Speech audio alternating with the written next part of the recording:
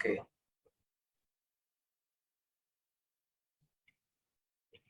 Okay, all right. Okay. The Honorable President of AVA, Mr. Shrek Saknim, the Honorable Chief Delegates of ASEAN member countries, all distinguished panelists and participants, Assalamualaikum. May peace be upon you and very good afternoon. Okay, first of all, we would like to convey our appreciation to the committee and Cambodia for hosting and organizing such a great online event, the 23rd AVA Congress meeting. And on this wonderful moment, it is a privilege for me, Perwira, and the team from the Ministry of Finance, Indonesia, my dear colleagues Molita, Firman, and Danar, to present our humble study called Valuation Industry in Time of COVID-19 Pandemic, case study of Bali, Indonesia. Okay, this study tries to empirically observe the effect of the pandemic on the valuation industry, particularly that has taken place in Bali, Indonesia. Okay.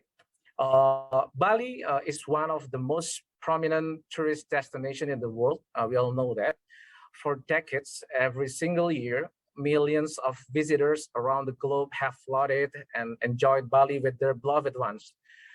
Unfortunately, it is shameful that last year in 2020, when the outbreak finally swarmed to Indonesia, the island had to close their international arrivals.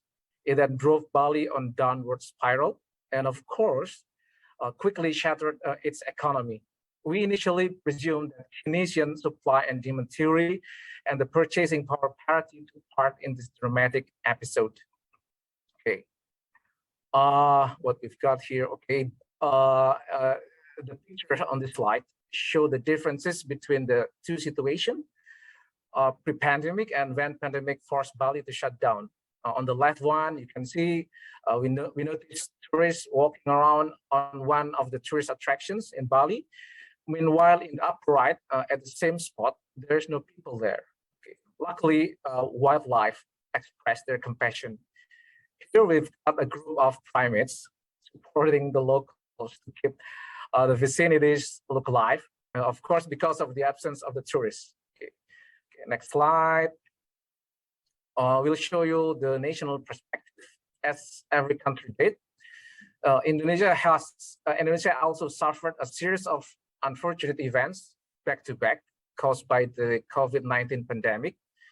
The economic downturn was inevitable, where the contraction hit negative 5.3% in Q2 last year.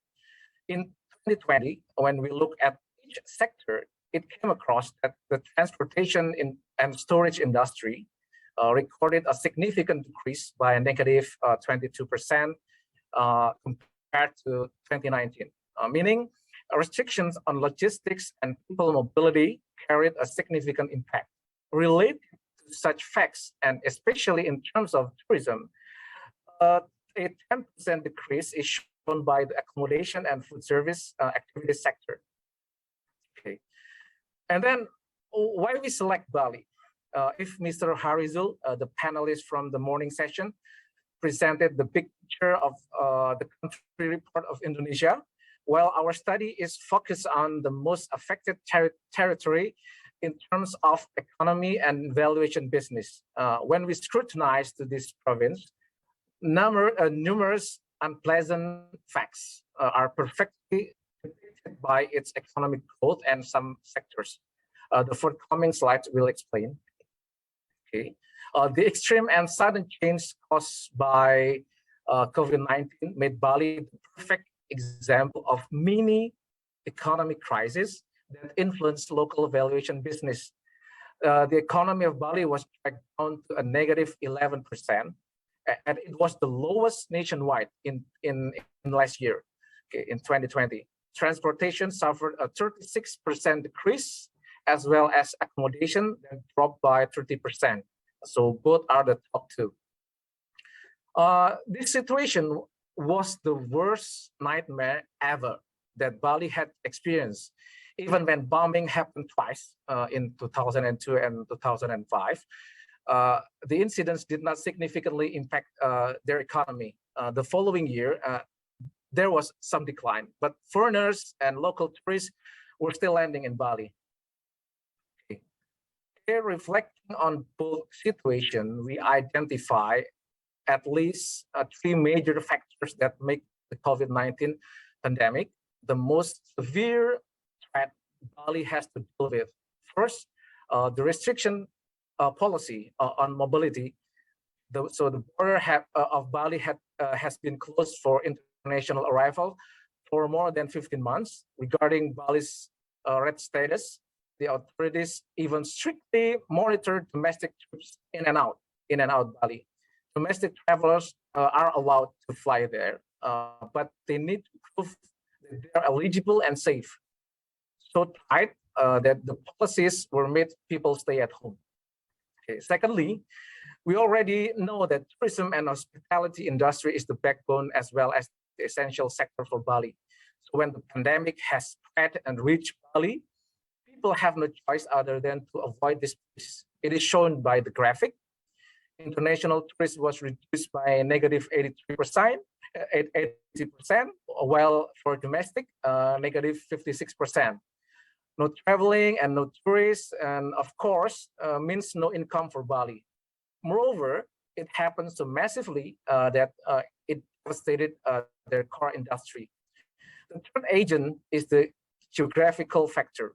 So Bali is surrounded by sea, meaning it is easier to reach there by plane. As mentioned earlier, some complicated flight procedures during the pandemic have made people postpone their travel to Bali.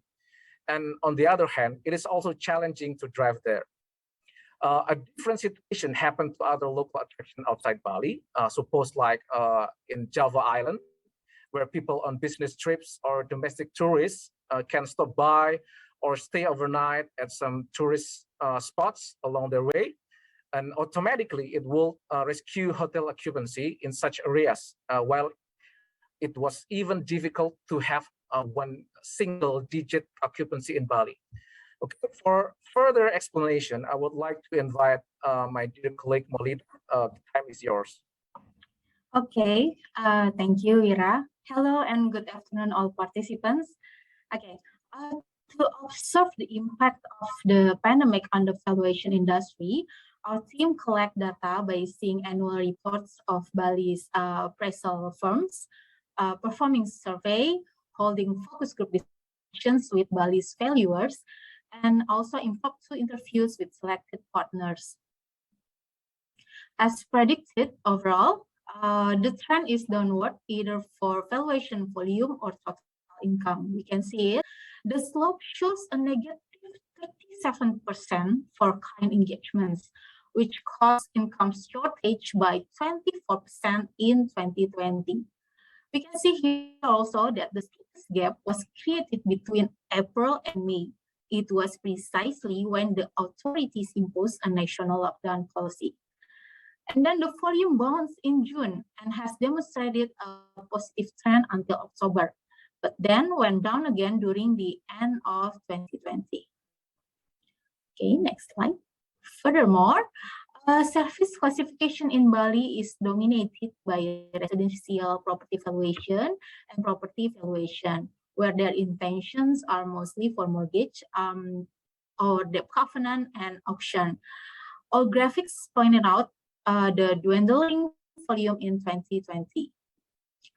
More importantly, it also reflects an affirmation that the majority of Bali's valuer clients are from the banking industry.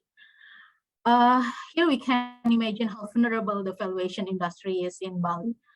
Concerning the banking industry, whenever people face hard times that lower significantly their purchasing power, it will instantly deteriorate the valuers' engagements.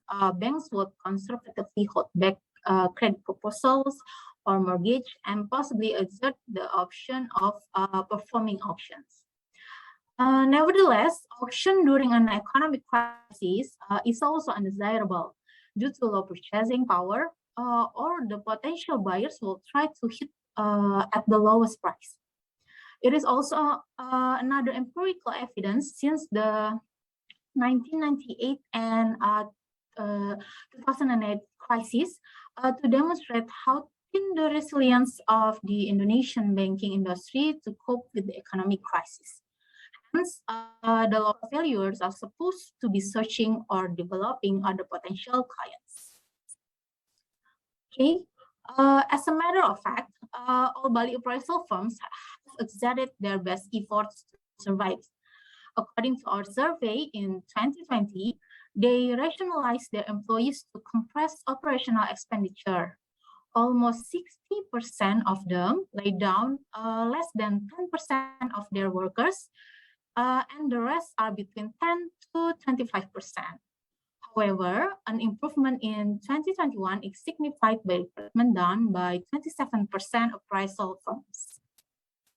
Talking about engagement in 2020, 1/3 of appraisal firms in Bali lost half of their previous volume, and another 46.7% admits that they suffered 25 to 50% loss. Meanwhile, here in 2021, there's no difference but a moderate decrease in client engagement.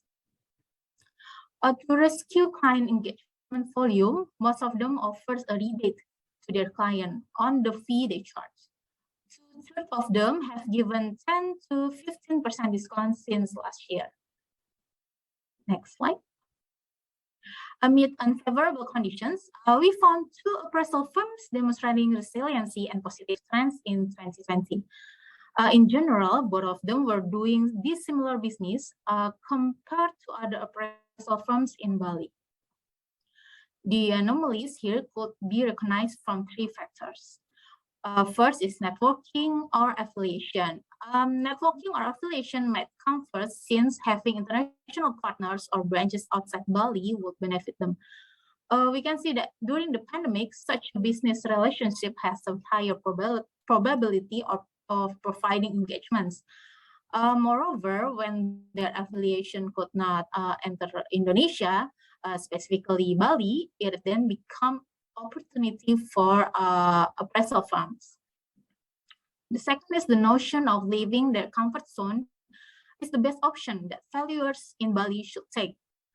To make proof that they could no longer depend on their regular clients, which is from the banking sector. Diversification on engagement types and object of valuation will significantly help. So far, government projects, companies, or foreigners' businesses are potential areas to work with, regardless of valuation various objectives. Of course, to sell on that blue ocean, they need to hone their entrepreneur skills. Being communicative and providing service excellence is necessary to attract clientele. On the other hand, they also need to be keen to snatch any opportunity without leaving the discipline in applying risk management. Next slide, please. So it is obvious that to become resilient, the valuer needs to scale up their competencies, both hard and soft. Focus on deepening their qualification on valuations will also help. Maybe suppose like mastering international standards or doing specialization. Based on the anomalies, we can learn that valuer managed to survive during a challenging situation by having particular features. And applying international valuation standards is beneficial in expanding national valuation market share. Next slide. In the end, we might perceive that COVID-19 pandemic has caused a contraction in the Indonesian economy and Bali particularly. Valuers in Bali suffered a significant decrease in engagement volume and income. Bali's valuation industry has a high dependence on banking sector. Several appraisal firms survived the situation due to particular sources of resilience. And the resilience primarily depends on hard and soft competency. So here we reach at the end of the presentation. I'm Molita. We're looking forward to and genuinely appreciate your further response. Thank you for your kind attention.